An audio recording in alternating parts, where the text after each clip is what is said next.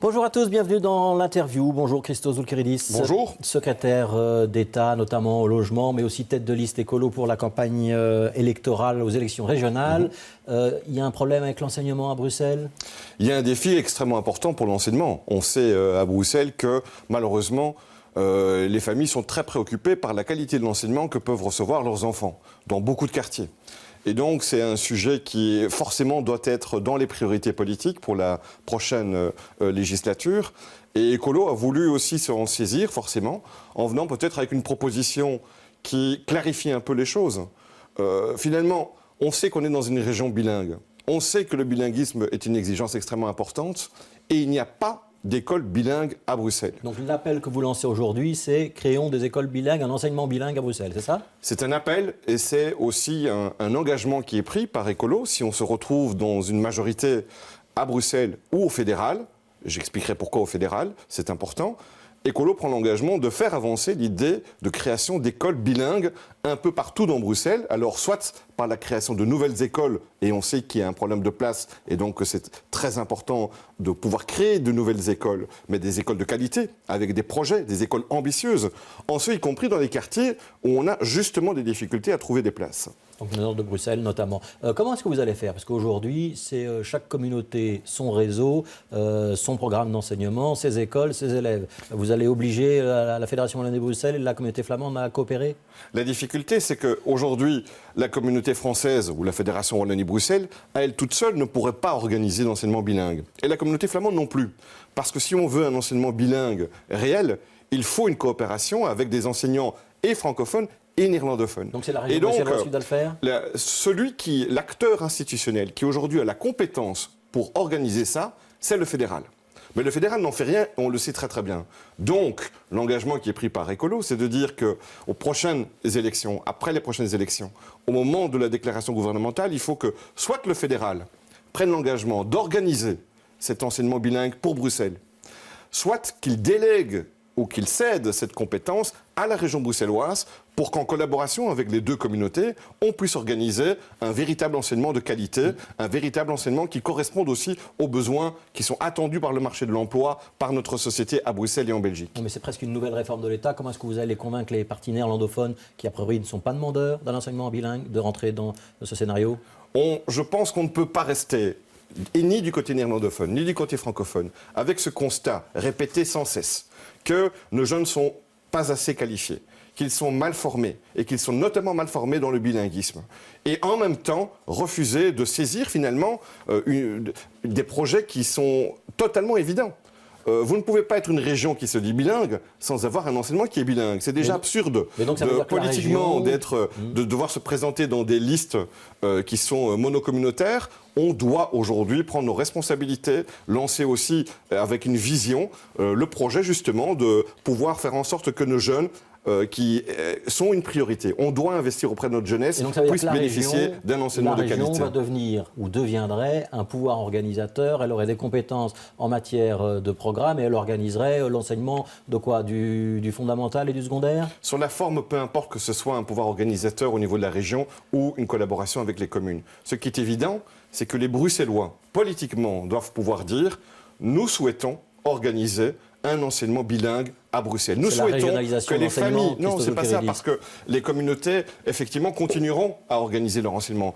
En tant que Bruxellois, notre message consiste à dire « nos enfants méritent une formation de qualité. Nos enfants méritent d'avoir un enseignement bilingue. Et organisons-nous avec les communautés, avec le fédéral si c'est nécessaire, pour nous donner les moyens d'organiser ça. Et je pense que c'est d'abord une vision qu'on doit développer. Des obstacles, on en aura évidemment. Mais alors il appartient aux politiques d'une part, après avoir défini la vision, d'organiser justement et de lever les différents obstacles pour pouvoir l'organiser concrètement. Vous n'avez pas répondu, c'est fondamental et secondaire ou juste fondamental ? Il faut évidemment commencer dès le plus jeune âge et puis suivre pour permettre justement que soit organisé tout le long du circuit scolaire la possibilité d'avoir cet enseignement bilingue. Et la région bruxelloise aura les moyens de financer ça un jour ? Il faut le faire en collaboration avec les communautés et le fédéral. Ouais. Alors je reste un instant sur les écoles. On attend la création de places un petit peu dans l'urgence pour la rentrée rentrée prochaine. On sait que toutes les écoles, notamment au nord de Bruxelles, sont saturées. Est-ce que le plan de Jean-Marc Nollet avec des préfabriqués d'un côté et des rénovations de low Covid de l'autre sera prêt pour septembre et opérationnel pour septembre? On est déjà un peu trop tard. Non, Jean-Marc Nollet, tout ce qui relevait finalement de la Fédération Wallonie-Bruxelles, où Jean-Marc Nollet est compétent, a été réglé. C'est-à-dire que le financement était garanti.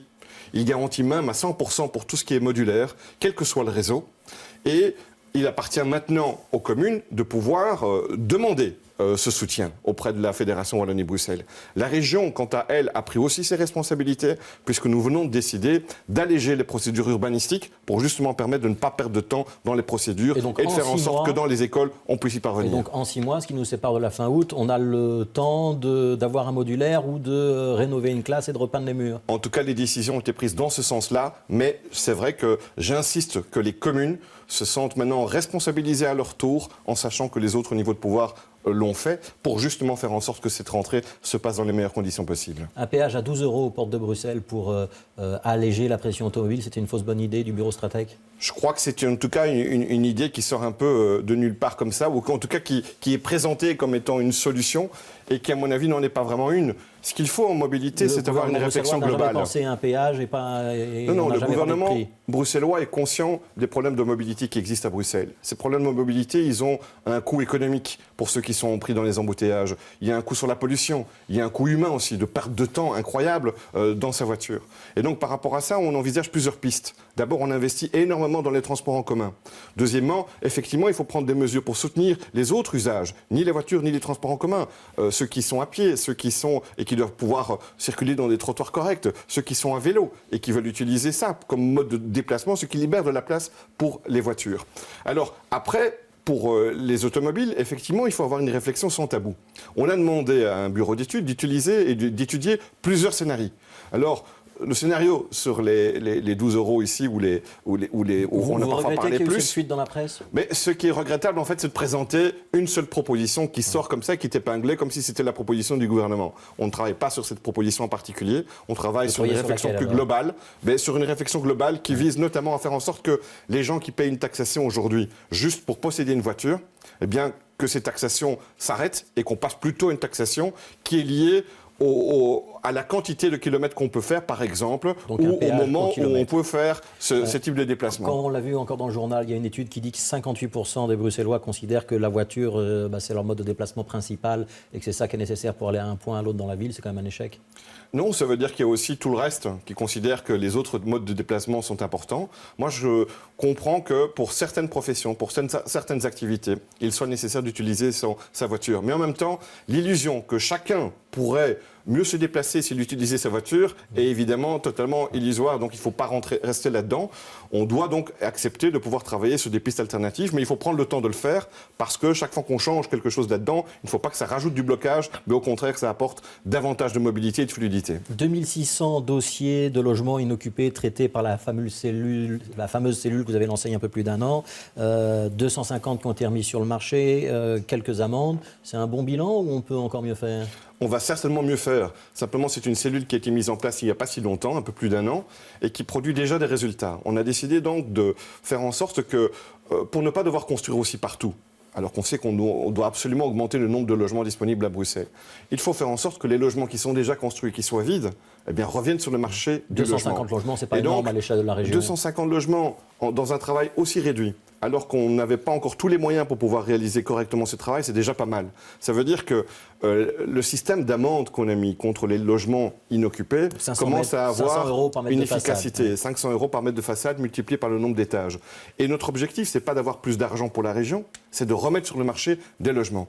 250 logements en 1 an, c'est franchement un signe très très très positif qui va dans la bonne direction et on sait qu'on pourra faire beaucoup mieux dans les années qui viennent. Il nous reste 20 secondes. Une dernière question. Joël Milquet qui sera tête de liste à la région. Vous serez donc un de ses concurrents. Ouais. C'est flatteur pour vous? Bienvenue dans cette campagne. Moi, je ne compte pas faire une campagne contre les autres ni contre leurs projets.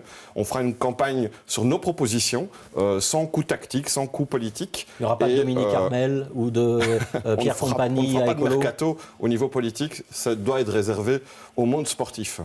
Merci Christos Zolkeridis d'avoir été l'invité de l'interview. Dans un instant, c'est la météo. Patrick Vermeer.